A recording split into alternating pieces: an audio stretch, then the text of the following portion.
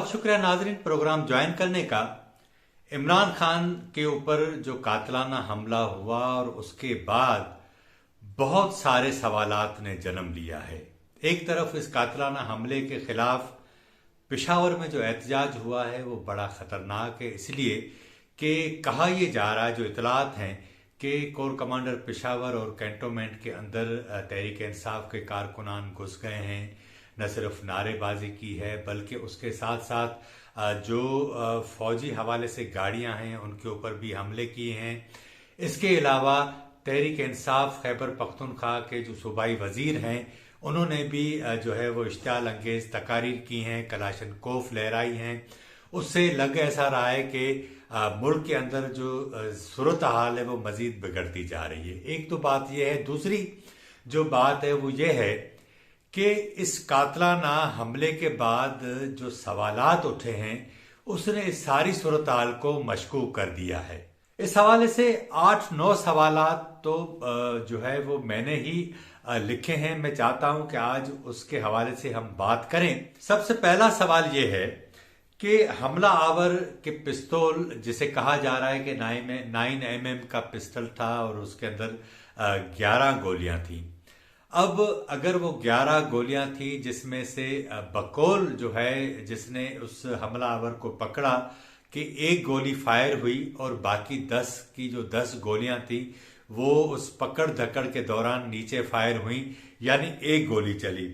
अब यहां सवाल ये पैदा होता है कि अगर एक गोली चली थी तो उसमें 1 दर्जन से जायद लोग किस तरह जख्मी हुए। इमरान खान के जो पांव में और टांग में 2 गोलियां लगी हैं। हालांकि यहां भी एक और सवाल जन्म लेता है। इस हवाले से अभी कोई क्लेरिफिकेशन नहीं है।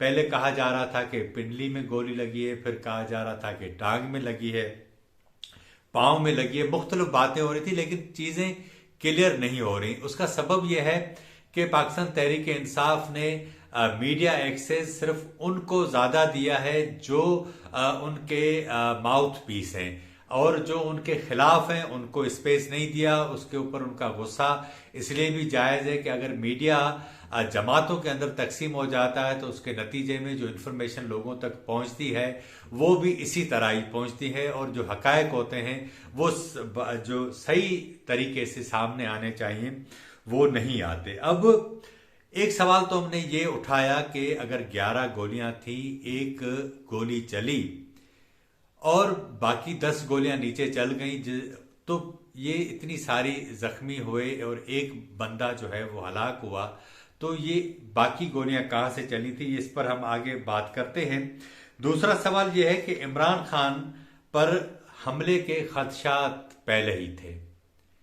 अगर हमले के खदशात थे तो कंटेनर को बुलेट प्रूफ क्यों नहीं बनाया गया, और उसके जहां उनकी कयादत खड़ी थी उसको बुलेट प्रूफ शीशे से क्यों नहीं जो है वो उसका दीवार बुलेट प्रूफ शीशे की लगाई गई। क्योंकि मोहतरमा बेनजीर भुट्टो के ऊपर भी जब 2007 में 18 अक्टूबर को हमला हुआ था तब भी उनके ये बुलेट प्रूफ शीशा वगैरह सारा लगा हुआ था। लेकिन इस कंटेनर का तो हाल ये है कि जो एक गोली दिखाई जा रही है वो ऐसा लगता है कि आम तरह की जो हमारे पास गाड़ियां होती हैं उसी की तरह का ही उस कंटेनर को ट्रीट किया गया कि एक मुल्क का साबिक वजीर आजम है, एक इतनी बड़ी जमात का सरबराह है, वो लॉन्ग मार्च लेकर निकला है और ये भी बातें चल रही हो कि उसके ऊपर हमले का खतरा है। उनकी अपनी जमात के जो फैसल वावडा हैं वो भी कहते रहे कि ये खूनी मार्च है, हुकूमत भी कहती रही। ये सब चीजें होने के बावजूद क्यों उस लॉन्ग मार्च को कंटेनर को बुलेट प्रूफ नहीं बनाया गया, ये एक सवाल दूसरा था। तीसरा सवाल कि जिस हमला आवर को पकड़ा गया है एन मौके पर फायर करते हुए, उसका थोड़ी ही देर बाद वीडियो बयान चलना शुरू हो गया। अब सवाल ये पैदा होता है कि अगर एक हमला आवर पकड़ा गया है, पुलिस ने वही रिवायती अगर तफ्तीश की भी है, तो उसका बयान किसने रिकॉर्ड किया और किसने चलाया, ये एक सवाल है। लेकिन दूसरा इसके अंदर सवाल ये है कि फौरी तौर पर परवेज इलाही साहब जो सीएम हैं पंजाब के, उन्होंने पूरे थाने को मुअत्तल कर दिया कि उसकी वीडियो क्यों बनाई गई। और क्यों रिलीज की गई। इसके अंदर ही जो चौथा सवाल पैदा होता है कि दूसरे रोज यानी आज एक बार फिर नई वीडियो बनाई गई और वो वीडियो भी मीडिया को रिलीज हुई है।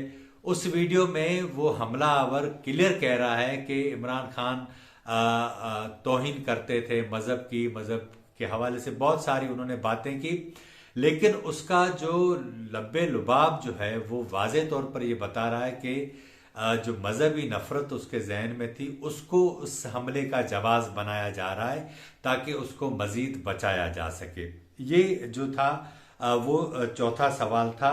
अब यहाँ जो है वो अब पांचवा सवाल है, वो ये है कि इमरान खान के हमले के बाद जो पेशावर कोर कमांडर और कैंटोनमेंट में लोग गए हैं, मुजाहरे हुए, क्या ये पूरा एक प्री प्लान था या वाकई आवाम का रद्द अमल था और इसका फायदा क्या हुआ, किसको हुआ, और फौज के खिलाफ जो नारेबाजी की गई है उसका फायदा किसको हुआ है। अब दूसरी बात यानी जो अब एक और सवाल वो ये है कि जिस हमलावर ने गोली चलाई थी और उसके बाद जो एकदम जो बर्स्ट फायर हुआ है, क्या ये उसी 9mm का है या कहीं और जगह से फायर हुआ है। तो इसके ऊपर पंजाब पुलिस कुछ भी नहीं कर रही और इस हवाले से कोई मालूमात भी सामने नहीं आ रही कि कौन सा हमलावर था। इस वक्त पंजाब के अंदर परवेज इलाही की हुकूमत है, वफाक का कोई अमल दखल भी नहीं है।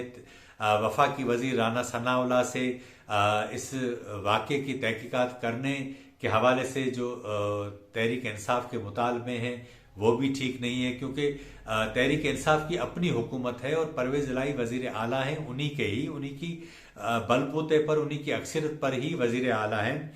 तो इस सारी सूरत हाल के अंदर ये जो मौका बयान किया जा रहा है उसका लग ऐसा रहा है कि इस सारी सूरत हाल को डाइवर्ट करने की कोशिश की जा रही है। अच्छा, छठा सवाल यह है कि इस हमले से एक दिन पहले सेनेटर एजाज चौधरी हैं, उन्होंने ये कहा था कि इमरान खान पर कल वजीराबाद में हमला होगा और वो हो गया।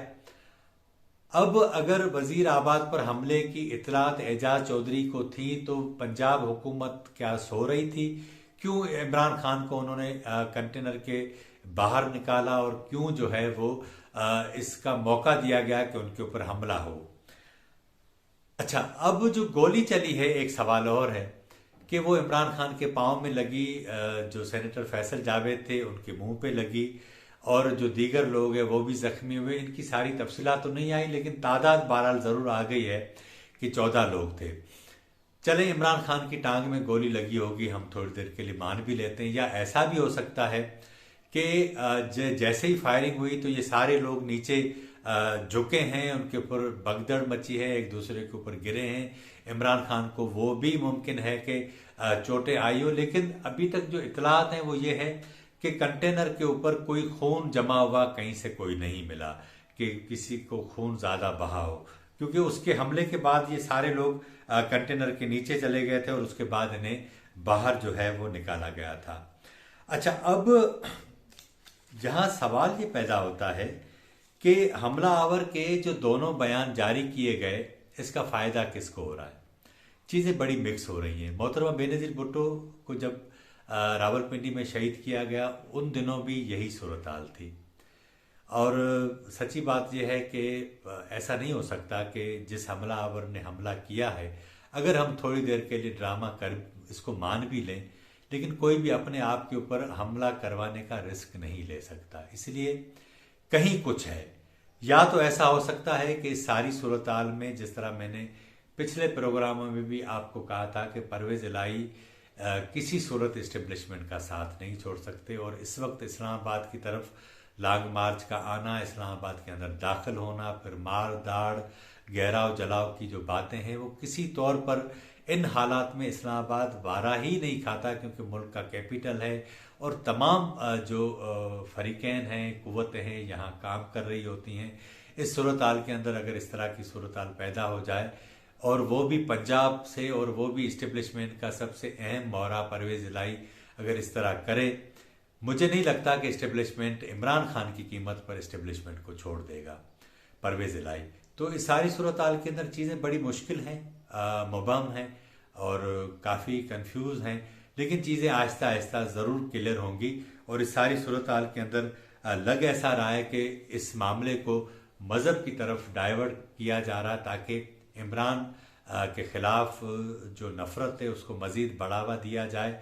लेकिन सियासी जमातों के रहनुमाओं को पसंद हो न हो, लेकिन इस तरह कत्ल कराने की साजिशें कभी भी जो है वो मुल्क के हक में नहीं होती, और जो रद्द-ए-अमल आएगा वो मज़ीद नुकसानकार होगा। तो इसका एक ही सबब है कि तमाम फरीकैन को बिठाया जाए और इस मामले की मुकम्मल आज़ादाना और गैर जानबदार तहकीकात की जाए। अगर ड्रामा है तो इनको पकड़ा जाए, अगर परवेज़ इलाही इसमें मुलव्वस हैं तो ये बात भी ओपन की जाए, और अगर वाकई कातलाना हमला हुआ है तो उन किरदारों को भी एक्सपोज किया जाए। हमारे प्रोग्राम में इतना ही। हमारे चैनल को लाइक करें, सब्सक्राइब करें, अपनी राय का इजहार करें और अपने दोस्तों के साथ शेयर भी करें। मुझे इजाज़त दीजिए। अल्लाह हाफ़िज़।